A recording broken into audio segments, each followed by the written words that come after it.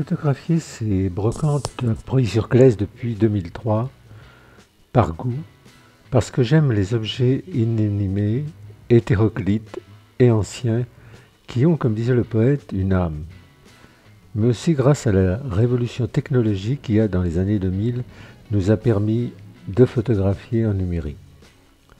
L'ordinateur nous offrait alors le luxe de stocker nos photos, fini les développements coûteux, une liaison câblée entre nos petits appareils photo dits compacts, et l'ordinateur permet d'admirer nos œuvres rapidement et gratuitement. Mais nous n'étions qu'au début de nos surprises. Rapidement, des logiciels de plus en plus performants vont nous permettre d'améliorer ces photos.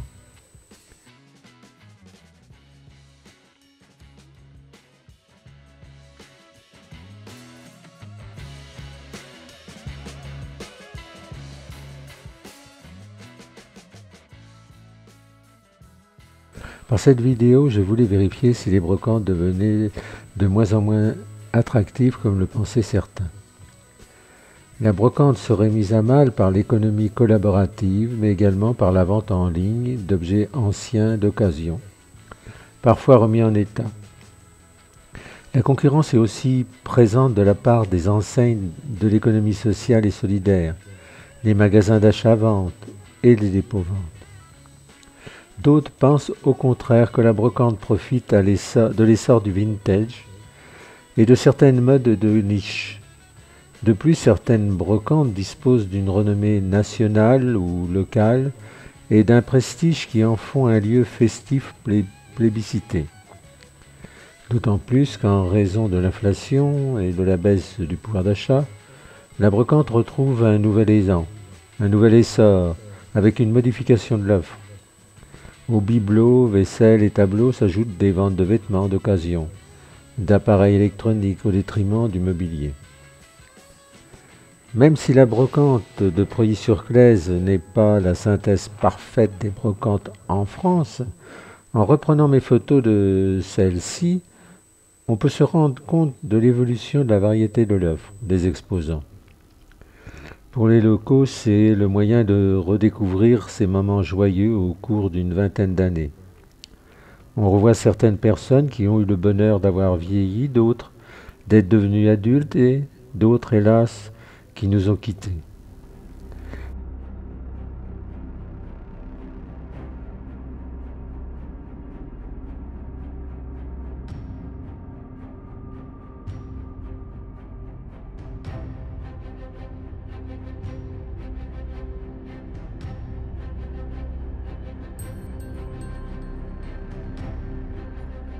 Selon les années, on redécouvre ces moments au travers des rues, de la place des Halles, de l'avenue Léon Berthier ou sur le plan d'eau. Beaucoup de vaisselle et de bibelots encore, et quelques meubles, des outils et quelques objets hétéroclites, des livres et des brochures, des objets de collection, des automobiles et des deux roues, avec ou sans moteur, les incontournables, la Croix-Rouge et la SAP pour 2003.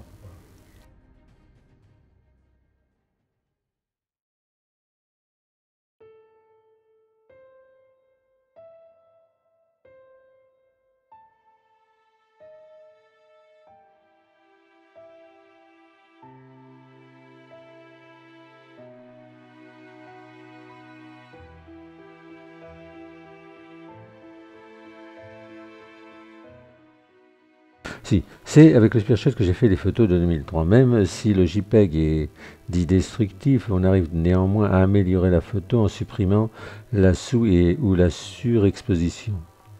Pour les couleurs, c'est moins évident, surtout avec les verts, en ce qui concerne le Cybershot. Il est fortement conseillé de conserver les originaux JPEG pour ne pas et que de ne travailler que sur des copies. Comme j'ai négligé la brocante des années suivantes, je n'ai pas pu utiliser mon Photosmart de HP. Si HP n'est pas particulièrement connu pour ses appareils photo, il avait à l'époque commercialisé un petit compact qui concurrençait avec brio un Sony. Il apportait un plus avec des couleurs souvent plus chaudes.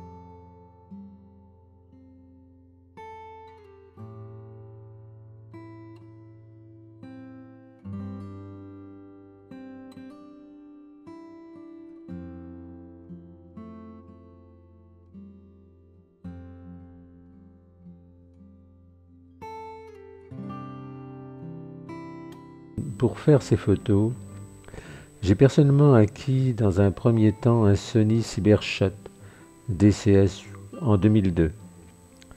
Sony qui poursuit d'ailleurs toujours cette série de Cybershot.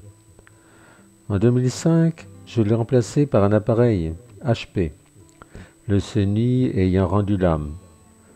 Le HP, Photosmart R707 pour être précis, qui fonctionnerait toujours si je n'avais pas abandonné lâchement au profit d'un Panasonic Lumix lors de mon départ en retraite.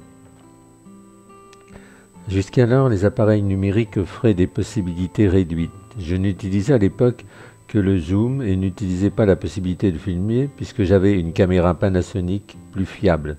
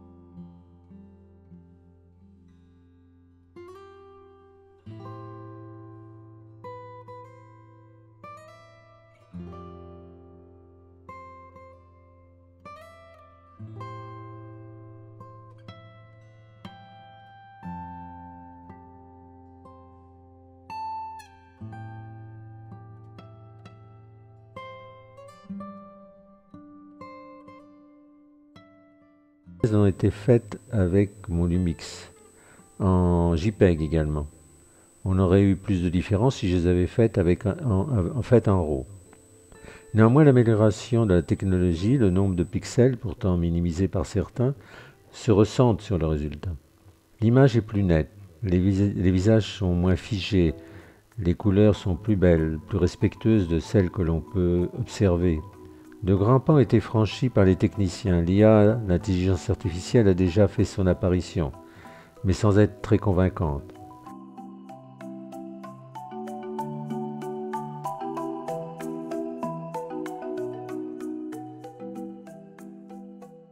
Avec le Lumix FZ38, j'ai découvert un appareil polyvalent, photographier et pour filmer.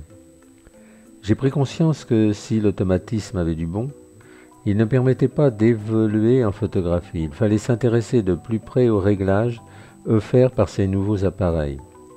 Réglages et techniques inspirés du savoir-faire des photographes analogiques d'hier.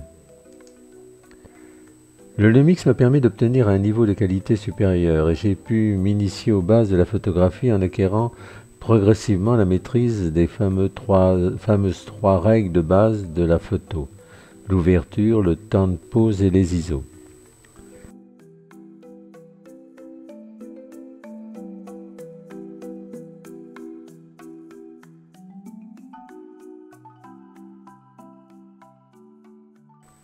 Mais quand le virus de la photo vous prend, vous voulez toujours aller plus loin. Le domaine est vaste. Il faut savoir se limiter néanmoins. Après réflexion et recherche de conseils, j'ai opté pour le Canon, qui a l'avantage par rapport à mes appareils précédents, c'est de pouvoir changer d'objectif.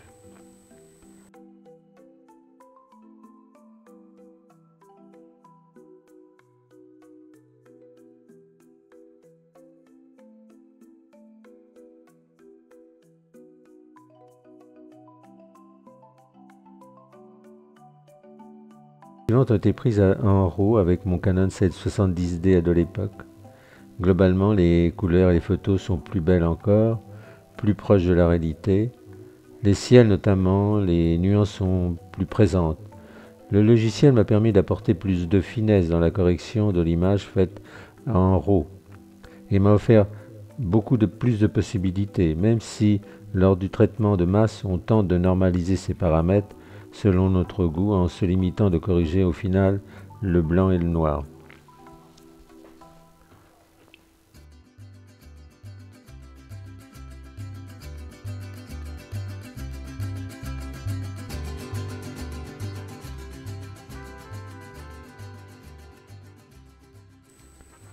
Pour préparer cette vidéo, j'ai dû travailler les photos avec un logiciel pour améliorer la luminosité et corriger la sous- ou surexposition des photos. Logiciel aujourd'hui nombreux et efficace, gratuit ou payant, encore un progrès que permet le numérique.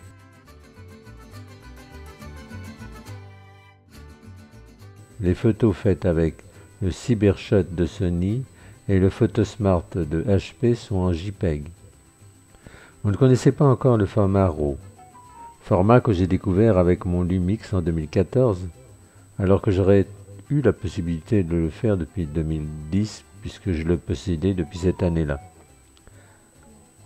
Grosse erreur, car si le poids d'une photo RAW pèse 10 fois plus qu'un JPEG, ce format est non destructible contrairement au JPEG. La raison est simple, il s'agit d'un format brut qui conserve toutes les données de base de la photo. C'est la pellicule de l'analogique, avec des possibilités illimitées. Le JPEG est un format développé par l'appareil photo.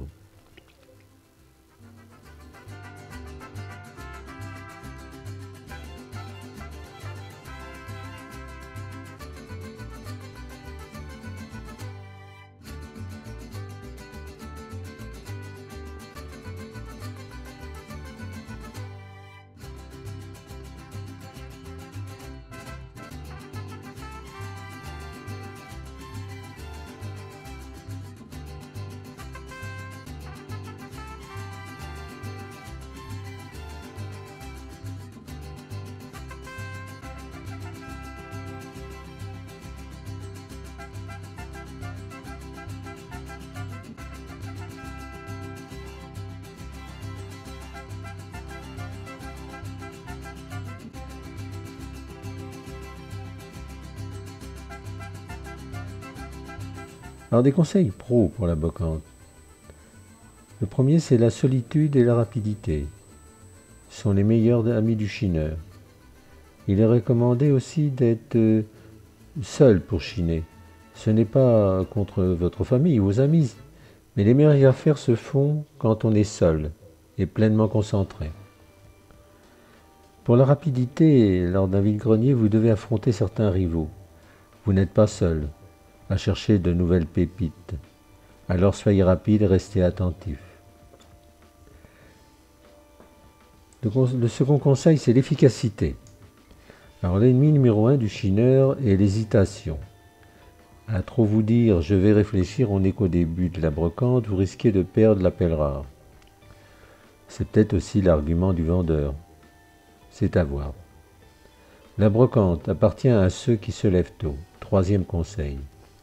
Alors sans surprise, dans les brocantes, la règle d'or, c'est le premier arrivé, le premier servi. C'est aussi guetter les exposants pour essayer les aider à vider leur voiture ou leur véhicule, pour shipper l'affaire en or que vous attendez depuis longtemps. Alors, le conseil aussi, c'est de ne pas arriver trop tôt, pas avant 6 heures, vous risquez de vous mettre à dos les exposants. Quatrième conseil, c'est la mobilité. Si vous souhaitez chiner toujours plus, pensez à vous déplacer dans les communes voisines, dans les régions, dans les alentours. Ciblez les brocantes qui ont du potentiel et organisez-vous pour y aller. La météo aussi. Le temps idéal pour faire des bonnes affaires est celui qui décourage les acheteurs sans pour autant faire fuir les vendeurs. Un temps sec au moment du déballage, suivi d'une petite pluie fine. Et enfin, la négociation, une deuxième nature pour le chineur. La négociation, elle est obligatoire. N'hésitez pas, le fait de marchander n'est pas mal perçu dans le milieu de la brocante. Au contraire, ce serait presque une offense de ne pas le faire.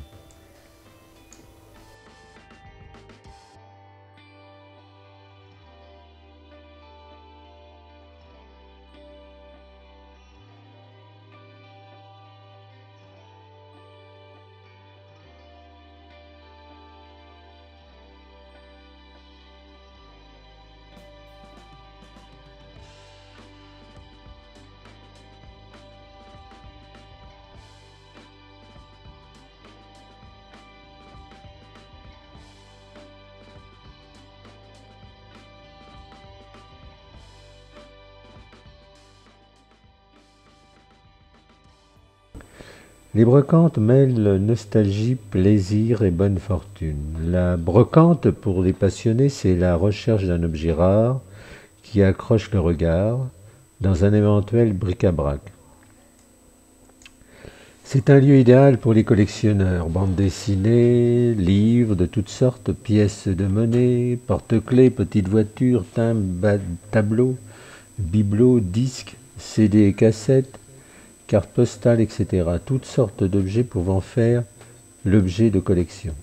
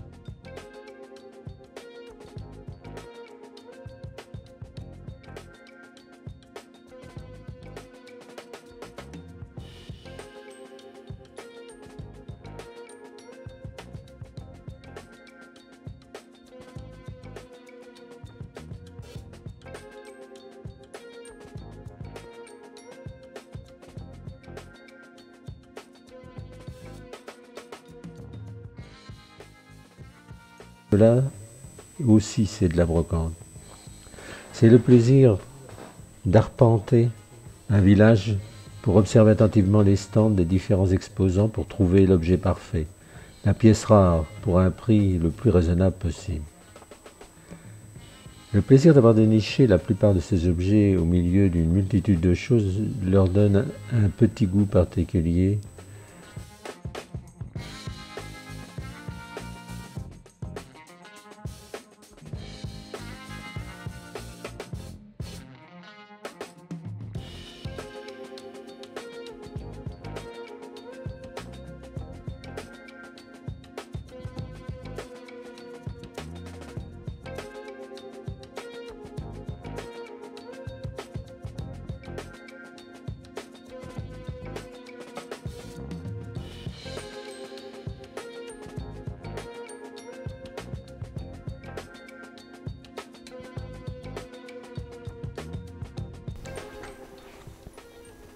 Bon, quelques informations glanées sur Internet. Selon les résultats de l'étude de la FinTech Tripartite, en janvier 2022, les articles de mode d'occasion restent le premier segment porteur et ont d'ailleurs affiché une progression de 140% entre 2019 et 2021.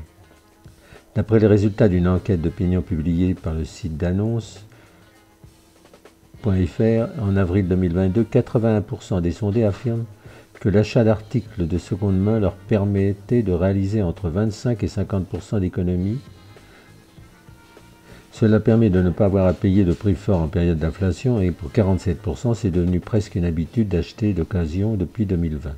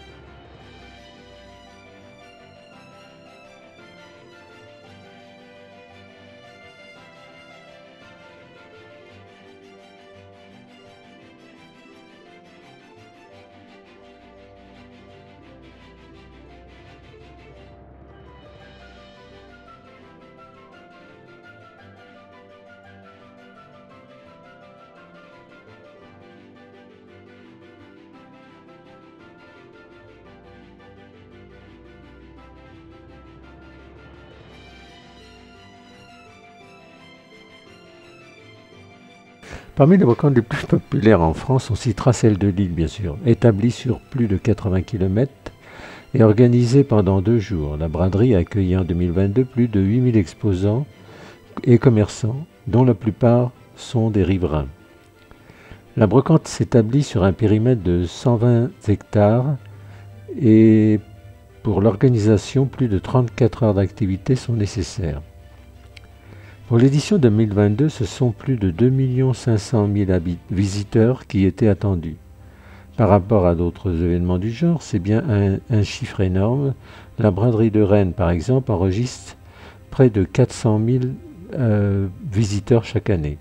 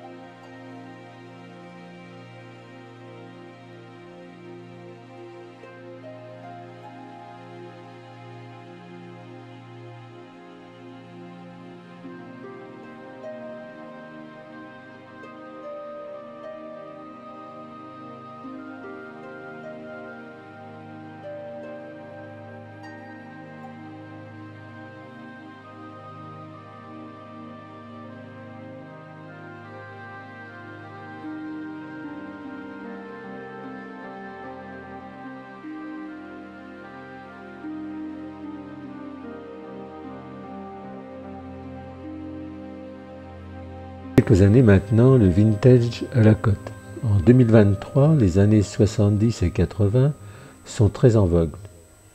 Des meubles en pied d'épingle du style enfilade scandinave, buffet, table de chevet ou petit secrétaire. Pour le luminaire, ce sont les lampes globes en verre, les vinyles, un grand classique qui ne prend toujours pas une ride, sont également des éléments de décoration. La Dame Jeanne, une grande bonbonne de verre qui ressemble à une bouteille, est toujours le must pour une ambiance campagne chic très tendance. Caisses industrielles, caissons de vin, cagettes feront des rangements pratiques et esthétiques. Côté matériaux, c'est le formica, symbole des 30 glorieuses, et le rotin naturel et tout en douceur qui semble être à la mode.